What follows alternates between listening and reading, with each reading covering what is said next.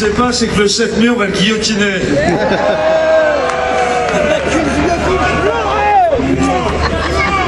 Bon, alors, je suis très honoré d'avoir été désigné pour saluer l'arrivée de cette nouvelle épreuve de course à pied Florence-Paris, organisée par le philanthrope Monsieur Mittal. Notre président du peuple, Monsieur Nicolas Sarkozy, se joint à moi pour vous féliciter.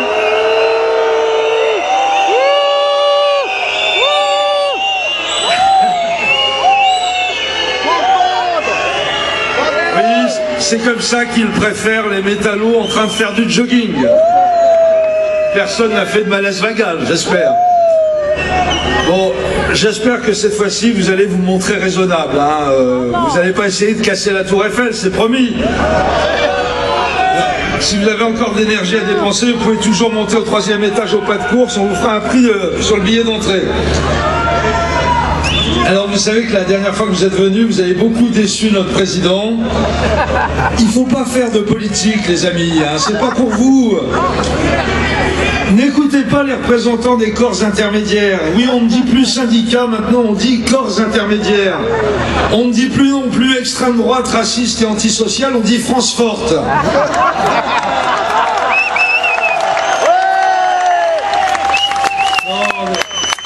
N'écoutez pas les corps intermédiaires, ils vous manipulent. Au moins avec M. Sarkozy, vous ne serez pas manipulé. Hein. Il n'est pas du genre à s'embarrasser de tels préliminaires. Demandez à vos camarades de Gandrange, ils en ont gardé un souvenir ému. C'était au lendemain de son mariage avec Carlita que le président leur avait rendu visite. Depuis, ils éprouvent tous l'étrange sensation d'avoir participé à la nuit de noces.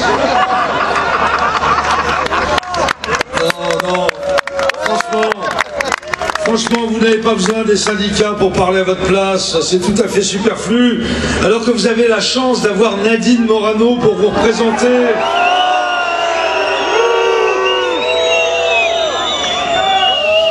Vous, les travailleurs lorrains, elle est quand même autrement plus sexy que votre soi-disant porte-parole de la CFDT, là. Comment il s'appelle? Ah oui, Édouard Martin. Édouard Martin. Vous faites confiance à un type qui a le même prénom que Balladur et le même nom que Jacques Martin, qui fut naguère l'un des meilleurs amis de Sarkozy. Vous n'êtes pas venu avec votre épouse, mon cher Édouard. Un conseil, si vous êtes reçu par le président, évitez de l'amener avec vous, il serait capable d'essayer de vous la piquer. Non, il faut arrêter la politique, les amis, laissez ça aux professionnels. Vous avez beaucoup marché ces jours derniers, vous êtes fatigués. Vous allez vous prendre une bonne douche. On vous a réservé une chambre au Sofitel du Champ de Mars.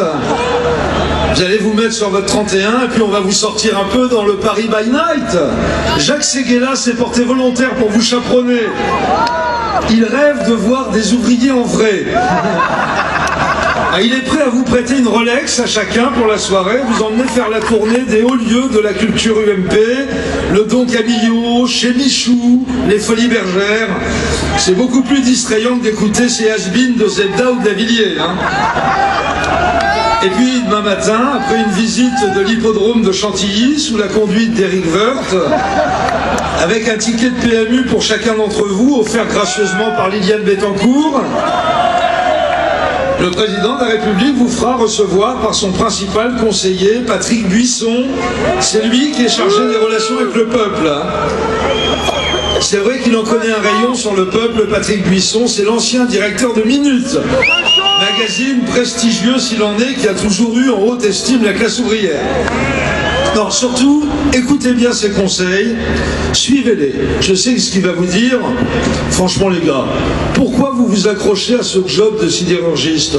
Ça paie des clopinettes, c'est un boulot de pull à sueur. Puis alors avec les gonzesses, hein, c'est la loose assurée.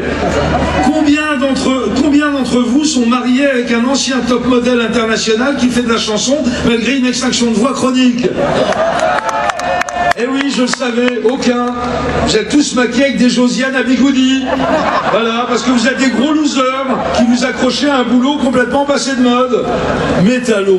Oh, pourquoi pas cheminot ou instituteur, hein? On se croirait dans un film de Duvivier dans les années 30. Changez de boulot, les aminches. Soyez un peu réactifs au marché, un peu plus entreprenants que diable. Créez un site de poker en ligne, comme le fils Balkany. Ça, c'est une activité économique utile à la collectivité. Et si vous tenez absolument à rester salarié, parce que vous êtes des gagnes petits qui avaient peur de prendre des risques, venez donc travailler à Disneyland Paris. Il y a plein de boulots susceptibles de vous rappeler les hauts fourneaux qui ont l'air de tant vous manquer. Vous verrez, 8 heures passées dans la pluche de Winnie l'ourson, ça réchauffe bien. Vous allez adorer Disneyland Paris, chers camarades. En plus, c'est le berceau de la culture sarkozyste. Et surtout, c'est le lieu sacré où Nicolas et Mademoiselle Bruni ont scellé leur union pour le meilleur pour eux et le pire pour nous. En clair, c'est là que Carlita a décroché la queue du Mickey. Bon, vous êtes costaud, en bonne forme physique, vous venez de le démontrer ces derniers jours, vous avez le profil idéal pour devenir CRS ou garde mobile. Je peux vous garantir que si Sarkozy est réélu, il va y avoir un gros appel d'air dans la branche. Vu comme ça risque de péter dans tous les coins, on va recruter à tour de bras dans les petits métiers du maintien de l'ordre. À cet égard, je vous signale que l'autre jour, vous vous êtes mal compris avec le président. Vous savez, quand vous êtes allé au siège à son siège de campagne, rue de la Convention, pour lui demander de prendre ses responsabilités, qui vous a fait un tout petit peu lacrymogéner la tronche par les gendarmes mobiles. C'était pas pour vous faire du mal, hein, mais juste pour vous donner un aperçu de votre futur emploi. Dites-vous bien, mes chers camarades, que la mobilité professionnelle, c'est l'avenir. Même notre président du peuple l'a compris. L'autre jour, il a réuni des journalistes pour leur expliquer que s'il n'était pas réélu, il était prêt à entrer au Carmel. Il a vraiment dit ça, hein, je vous jure, c'est pas une connerie. Il va quand même falloir lui expliquer que ça va pas être possible. On n'a jamais vu une bonne sœur avec des talons hauts. Hein.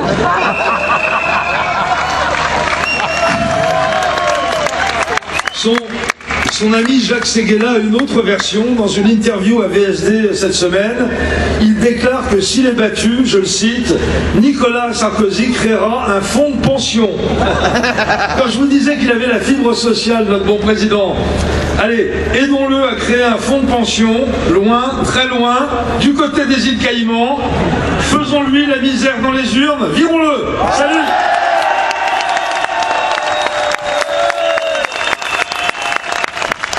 Mesdames et messieurs, Didier Porte, qui, avec la sagacité qui le caractérise, a compris